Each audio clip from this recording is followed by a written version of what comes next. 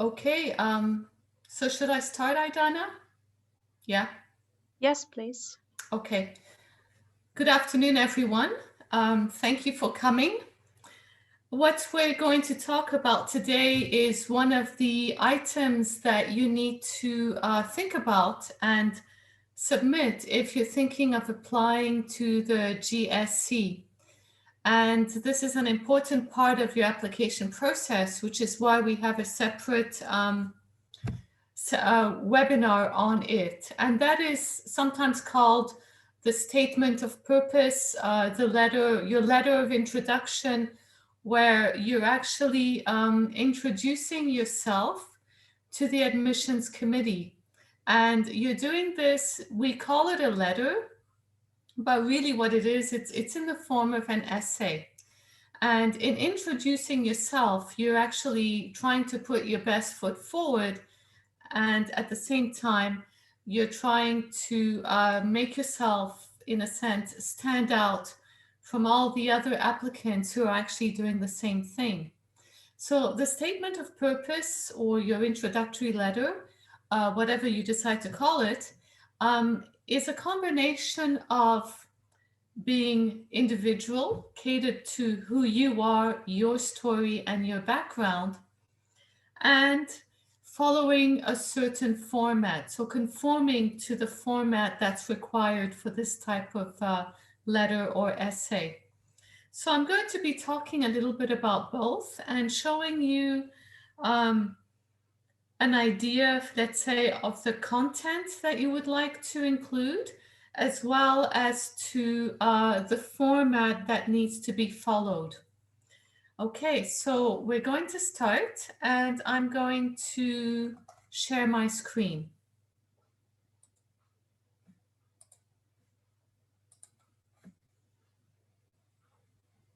Okay, so I think everyone can see that, right? Yes, we can see it. Okay. Okay. So first things first, you're making the best impression that you can to people working in the admissions committee who are reading a lot of these statements of purposes. So you have to make a good impression. And according to this quote, basically, you have to see how someone writes to help make that impression. So you have to make sure that you actually do write it as well as you can. Okay, so just a thought. So why are you writing the statement of purpose letter? Well, basically, it's your introduction to the admissions committee, and it allows them to get a feel for you and whether you are actually a good fit for the program. So they're getting to know you academically, a little bit of your background and perhaps your work experience. And so they need to know if that means that you would be a good candidate for the Graduate School of Education here. So, of course, you need to write this letter as well as you can, and you need to put the time and effort into writing such a letter. So it's a narrative. Basically, it's about you and it's your story. So what it includes about you is your personal and academic history. So personal history, you need to be careful what you choose to write about, because what you write about needs to be relevant to your academic interests. So it could be personal, but what is it about your personal life perhaps that makes you a good candidate to enter a school of education and become a researcher? So make it relevant. Also, we would like to know where you'd like to go with this. When you are finished with the GSC, how is this going to help you in the future? So what are your future academic goals at the GSC? What kind of research, for example, or topics are you interested in learning more about? And then beyond that, what are your professional goals? So basically, we need to know how we can be of help to you in your life plans. So we have 5 steps that we're going to look at. The first is you have to do a little bit of homework. If you're going to actually apply in any program, you need to familiarize yourself with the requirements of the school.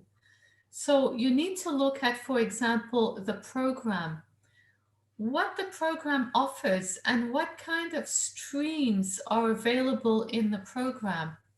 An example of that is this program, for example, it's a graduate program. It has a PhD component and a master's component. And within the master's components, there are various streams.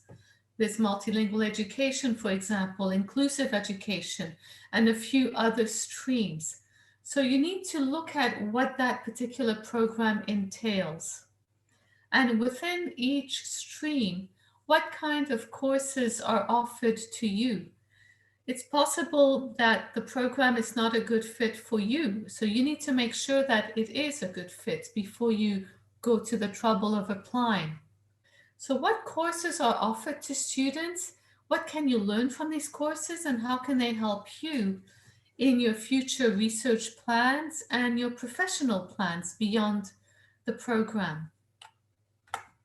What about the professors? What is their academic and research background? What is their specialization? Are there any professors there that you would really be interested to work with or to work under? So look at their background and their own academic path. And this is easy to find on the website. You have a section that talks about all the professors and it has their profile. So you can look at that and find out. And then find out whether your experience and your research interests are compatible with what the program offers. And by now you should know because you'll have looked at the program, the courses, and the professors. So there's a value into doing that type of research. Then think about the details that you want to include in your statement and be selective with that. Remember, it does need to be relevant. You also have to think about how you're going to organize this letter of purpose. It does need to follow a certain format.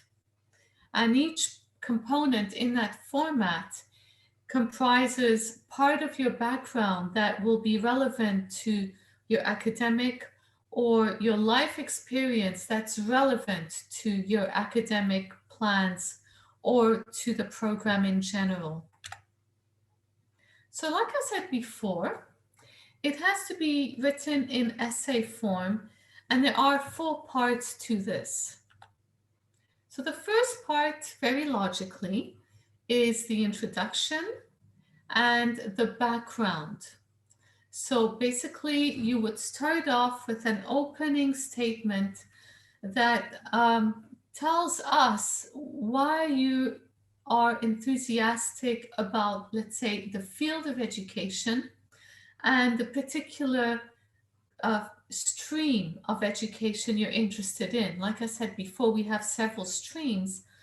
Why are you enthusiastic about that stream? So you need to demonstrate that enthusiasm, that motivation, and then describe how you became interested in that field and why you've become interested in that field. And this could be related to your personal experience. For example, perhaps as a student, you were very interested in how a teacher taught their class, and this helped you become more interested in education. Or maybe you've read a lot about a certain segment of education, perhaps inclusive education, and this helped you to become interested. Or there's someone that you know who has followed a certain stream or needed a certain components in their education. So describe how and why you became interested. So that's one part. move on to a part that's a little bit different but connected. And that is, why have you decided to pursue a graduate degree? A lot of teachers have bachelor's degrees, and that's actually good enough. They can do their job, they can teach, so they've got what the qualifications they need to do their work. You want to take it further. So why do you want to pursue a graduate degree? What is it about the type of research, the type of writing, and the learning that you would like to get out of it?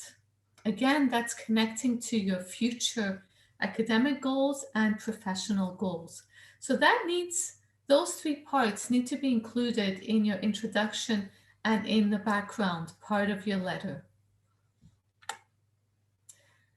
So your academic background, your work experiences, and your accomplishments make up the second part of your essay.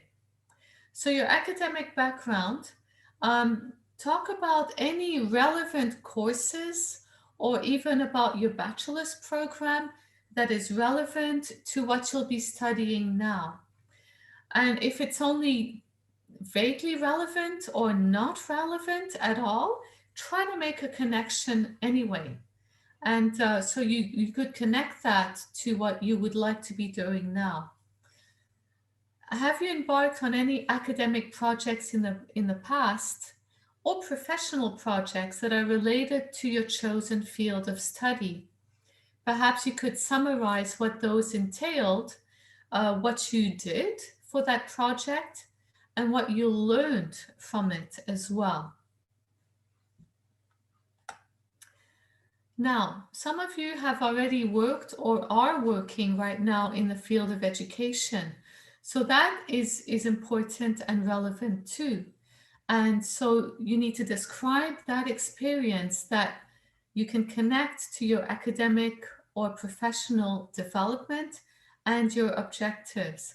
So in your work experience, how have you developed from when you were perhaps a newbie starting in this field, and over time, what you've learned, how you've improved, and the path that you've taken to get to where you are now? So talk about your work experience.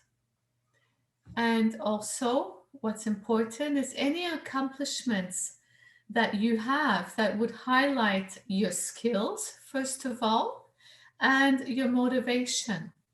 How has that made you more skilled, perhaps as an educator or an educational administrator or even a researcher in education?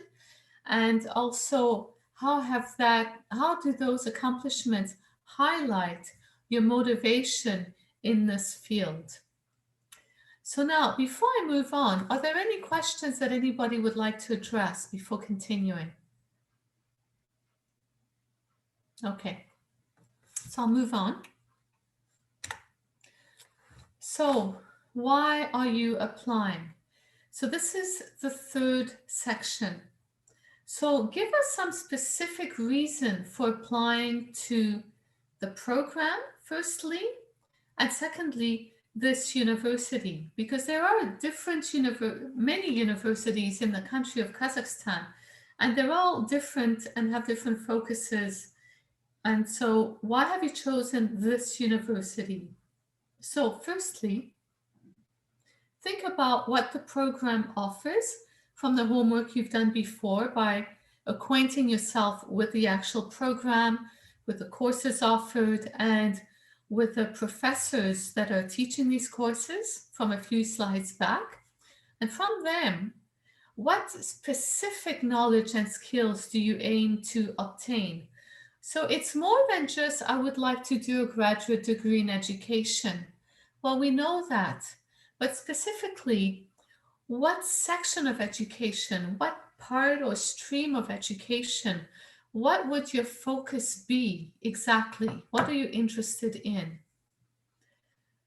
2, why does this particular program interest you? Again, you're looking at the type of offerings that you have and why that particular stream interests you.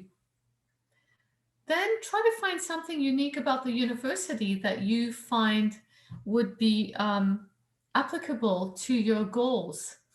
A lot of applicants applying to this university like the fact that what you have here is international faculty, that and the fact that it's using English as a medium of instruction, which helps you develop in a certain way.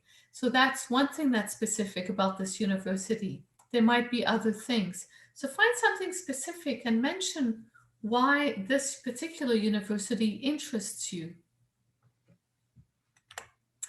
And then you come to the conclusion. So in this conclusion, basically it's a summary of everything that you have described in the rest of the letter. So you need a statement that summarizes your academic goals and then your professional goals. So basically your academic goals is what you would like to research and the stream in which you would like to do this research in, and what you would like to learn, how you would like to develop as an educator within those academic goals. And then your professional goals. That means beyond this program, when you finally do graduate with your degree, what do you want to do with it? What would you like to work in? And how is this relevant to the field of education as well? And then, of course, another statement where you're summarizing the reasons why you've chosen the university as well as the program. So before I move on, you've got the 4 parts here. Are there any questions here? Looks like no. Okay, all right. So we'll move on now.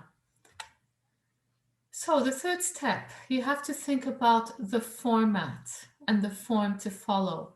So you need to think about the style of writing, how long you want the statement to be, and the visual layout, which means basically what it looks like on the page or let's say on the screen. So your writing style, as you would have done in previous university work or bachelor's work, it's a narrative essay, basically. And a narrative essay comprises several paragraphs, an introductory paragraphs, the body paragraphs, as well as the conclusion. So you know all that. And so it follows one of 2 forms. And these 2 forms just is important to bear in mind that your paragraphs have to be distinct from each other. So you can either distinguish the beginning of each paragraph by the traditional paragraph indentation style, where you simply indent the first line of each paragraph, or the block format where you simply separate each paragraph with a space. So that's technical. The length is from 500 to 1,000 words. It depends really on where you're applying.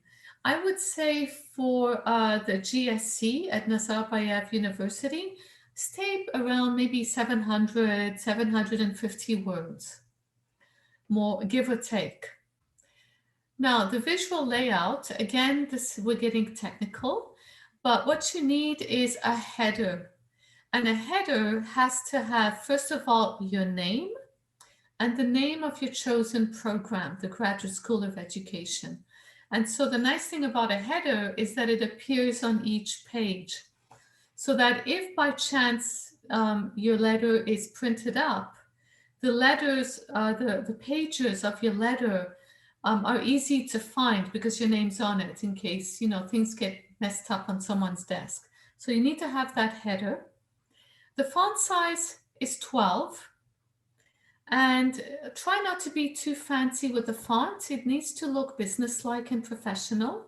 So acceptable fonts would be maybe Times New Roman or Calibri. I would stick within those 2 fonts. Step 4.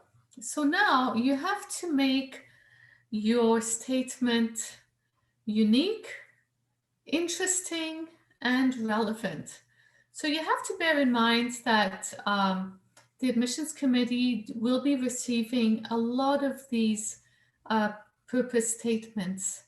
They'll be reading a lot, and you need to, in a sense, you're selling yourself. And so you want yours to stand out, to be unique and to stand out and to be memorable.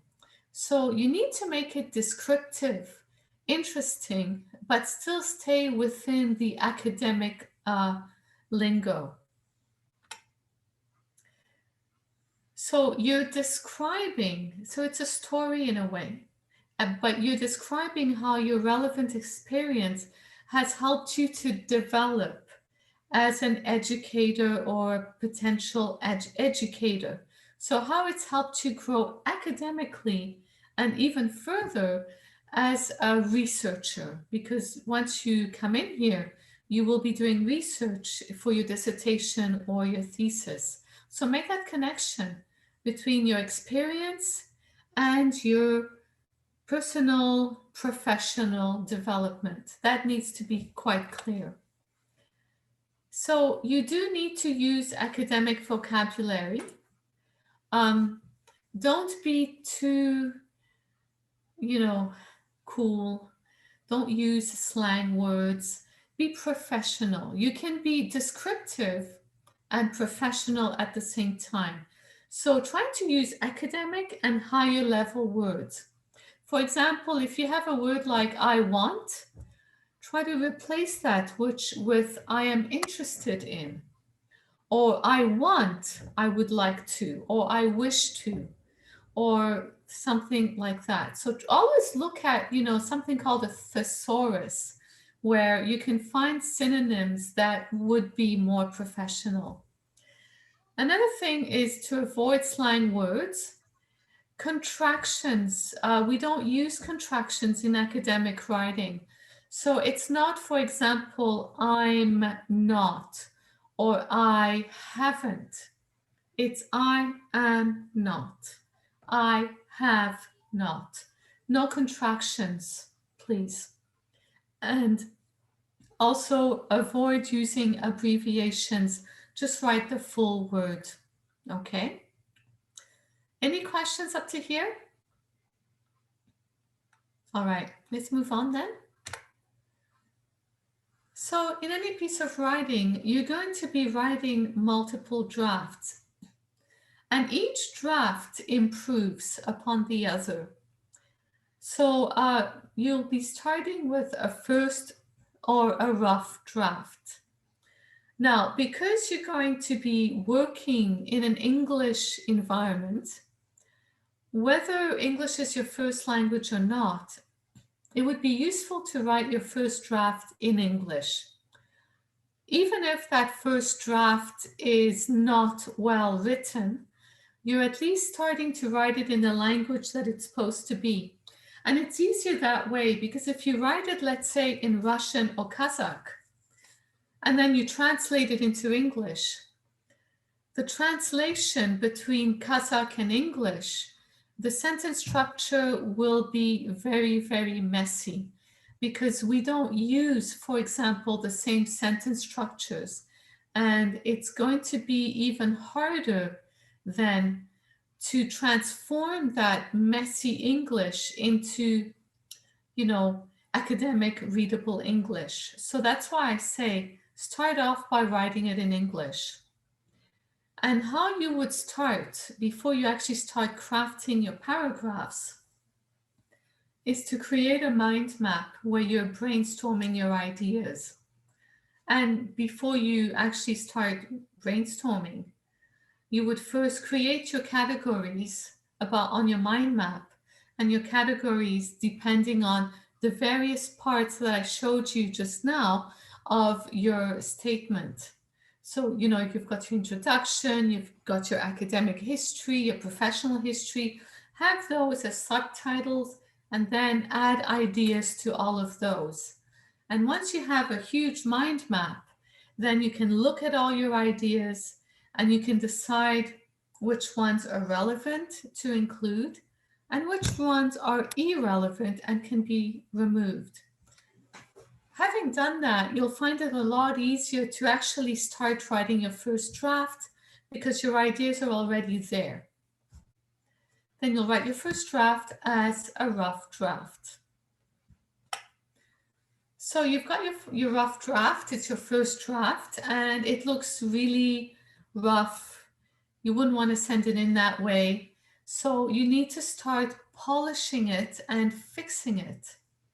So look at the grammar, look at the paragraph organization, the sentence structure, and start proofreading and fixing it.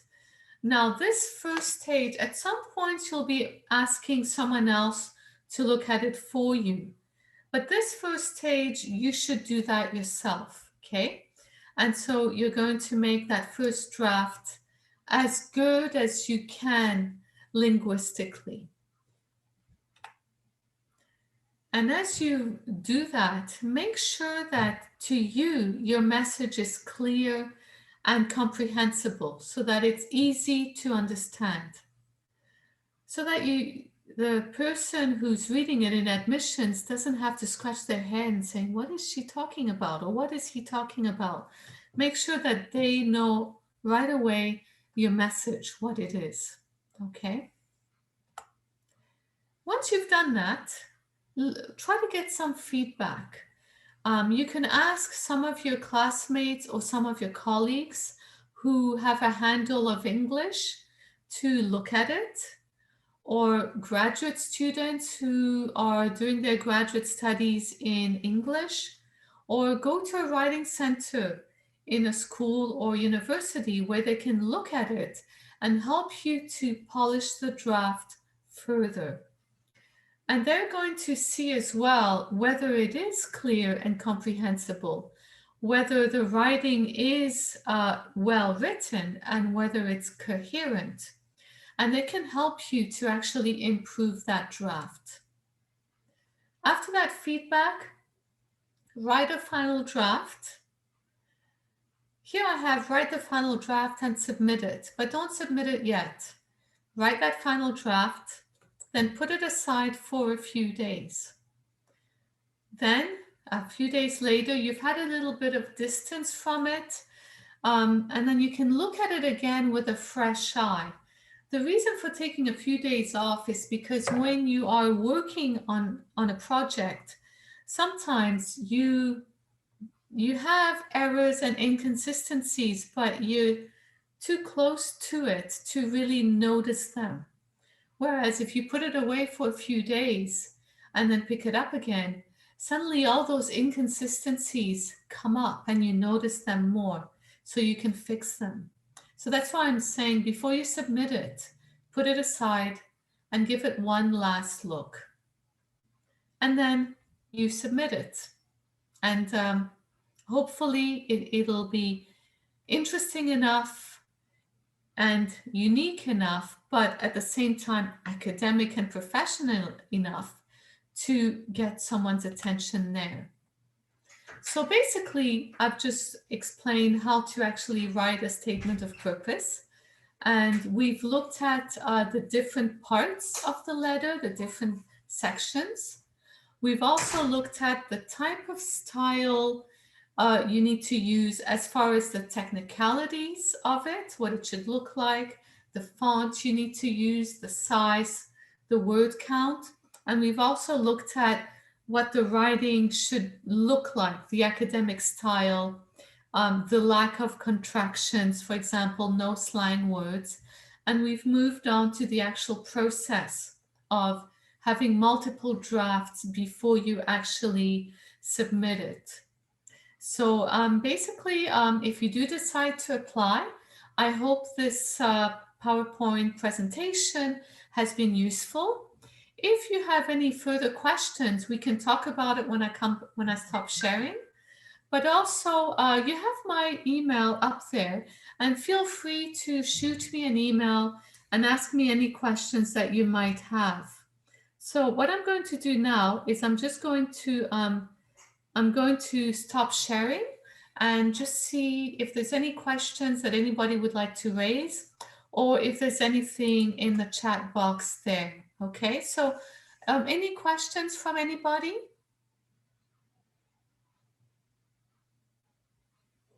Okay. Okay.